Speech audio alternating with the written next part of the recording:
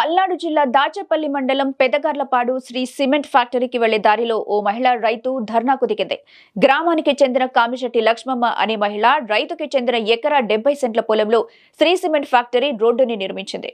Road నిర్మించి 3 ఏళ్లవుతున్నా పరిహారం చెల్లించకపోవడంతో రోడ్డుపై కంచె వేసి ఫ్యాక్టరీకి వెళ్లే రహదారిని మహిళా రైతు దిగ్బంధించింది. రోడ్డుపై ముళ్ల కంచె వేసి తన నిరసన తెలిపింది. Shree cement factory Amala project యాజమాన్యం కానీ ఈ రైతుకు చెందిన పొలాల్లోకి రాకూడదని ఇప్పటికే Gurajala principal junior civil court ఆదేశాలు ఇచ్చింది.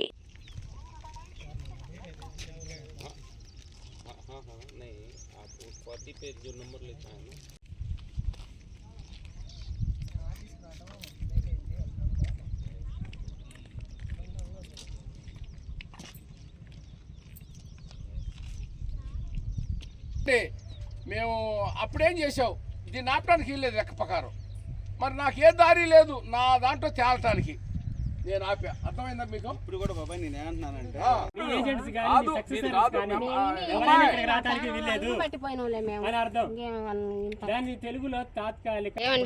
మాది పెదగార్లపాడు సిమెంట్ వాళ్ళు ఈ రోడ్డుని కోసి మమ్మల్ని నష్టపెట్టి మాకు డబ్బులు ఇవ్వకుండా మా చేలో ఇప్పుడు 5 సంవత్సరాలు అయింది వాళ్ళు ఇబ్బంది పెట్టి మమ్మల్ని.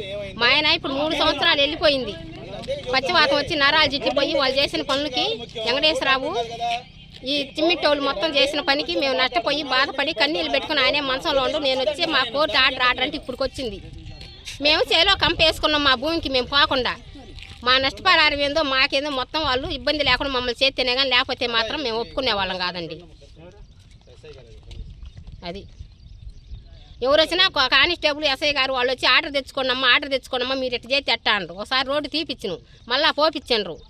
వాళ్ళు ఇష్టం వచ్చినట్టు ఊళ్ళో పొలిటికల్ పెద్దలు ఈసీసీ మింటోళ్ళు మొత్తం ఇది చేసిపోయినరు. మమ్మల్ని తీరని నష్టం పెట్టినరు. చివరికి నా బొట్టు ఒక్కటి మిగిలింది, మనసులో ఉంటాను ఏం లేదు. మమ్మల్ని మా కుటుంబమే ఆరిపోయారండి వాళ్ళు. పేరు కామిశెట్టి శ్రీ ఆంజనేయులు. నేను గురజాల అడ్వకేట్గా ప్రాక్టీస్ చేస్తున్నాను సార్. మా పొలం ఇది ఎకరం 75 సెంట్లు మొత్తం. ఈ ఫ్యాక్టరీ వాళ్ళు, శ్రీ సిమెంట్ వాళ్ళు, Amala project private limited Chirumamilla Venkateswararao దౌర్జన్యంగా మా పొలంలో దారేశారు సార్. రేతిరికి మేము పోయి కోర్టు ఆర్డర్ తెచ్చుకున్నాము. ఇప్పుడు మేము ఆపాము. వాళ్ళు వచ్చి మేము మాట్లాడతాం, మేము చూసుకుంటాం అంటున్నారు. అయినా సరే మాకు నమ్మకం లేదు. అది సార్, మొత్తం ఎకరం 75 సెంట్లు పొలం చేను మధ్యలో నుంచి పోగొట్టారు సార్. మొత్తం రైతు అనే వాళ్ళు బతకనేయకుండా చేస్తున్నారు. వాళ్ళ ఫ్యాక్టరీలు వాళ్ళకి నష్టం జరిగితే ఎవరైనా వస్తారు. వాళ్ళకి బాగుండాలా, వాళ్ళే బాగుండాలా. రైతులకి ఎట్ట నష్టం జరిగినా, పురుగు మందు దాగి సచ్చినా, ఎట్ట పోయినా రైతులు పోవచ్చు. కానీ వాళ్ళ ఫ్యాక్టరీలకి నష్టం జరిగినా, వాళ్ళ ఫ్యాక్టరీలకు పొలం ఇవ్వకపోయినా వాళ్ళు ఇష్టానుసారం చేస్తారు. అవసరమైతే దేనికైనా వాళ్ళు సిద్ధంగా ఉన్నారని చెప్పేసి, నువ్వు పొలం ఇవ్వకపోతే నష్టపోతావు అని చెప్పేసి వెంకటేశ్వరరావు బెదిరించారు. ఆయన బెదిరింపులైనా సరే ఏం చేసినా మేము మాత్రం మాకు న్యాయం జరిగితేనే. ఆయన నష్టం చేస్తానంటే దాని అర్థం ఏంటంటే చంపుతాను. ఆయన చంపుకొని మేము లీగల్గా పోతాం. మేమేంటంటే చిన్నవాళ్ళం, చేతగాని వాళ్ళం. అందుకే మా కోర్టు ఆర్డరు పోలీసు వారు మాకు అండగా ఉండాలని మేము కోరుకుంటున్నాం. మీడియా మిత్రులు కూడా మీరు అండగా ఉండాలని మేము ప్రార్థిస్తున్నాం సార్.